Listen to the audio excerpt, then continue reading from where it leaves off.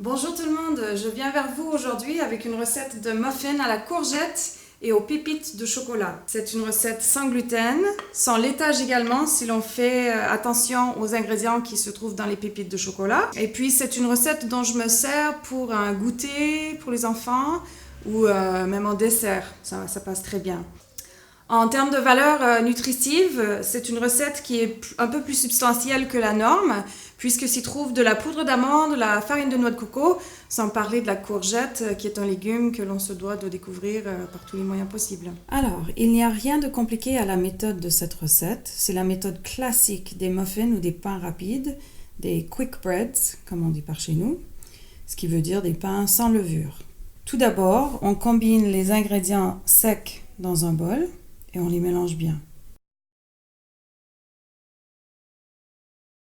Dans un deuxième bol, on combine ensuite les ingrédients humides et on les mélange bien.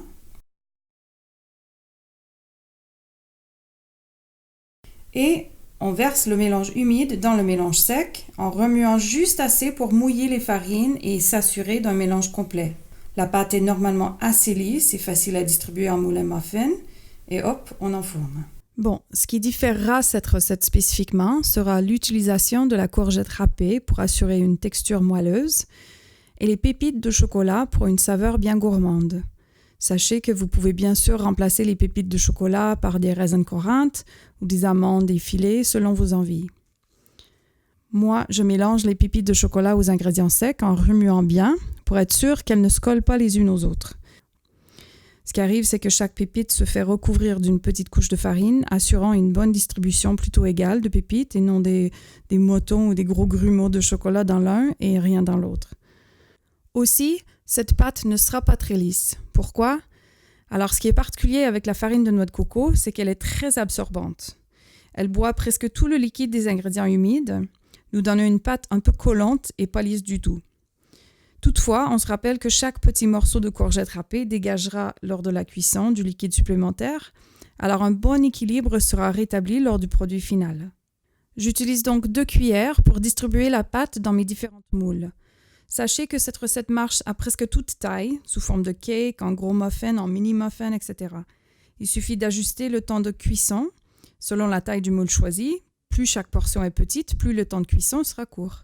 Je mets le four à la chaleur tournante et positionne la grille en bas, voire au milieu du four pour assurer qu'il y a suffisamment de place pour que l'air circule également autour du produit. En l'occurrence, j'utilise les muffins classiques.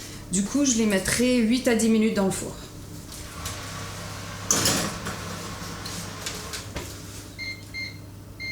Avant de sortir les muffins du four, je vais vérifier une bonne cuisson homogène et non un centre pâteux en appuyant légèrement sur le centre du muffin. S'il rebondit au toucher de mon doigt, c'est que c'est bon. Je laisse tout de suite refroidir en démoulant pour laisser circuler l'air en toutes directions si possible. Pour tout produit contenant une gomme de xanthane ou une gomme de goire, il faut laisser refroidir complètement avant de déguster. Ces produits sont activés à la chaleur, mais prennent leur plein effet seulement une fois refroidis.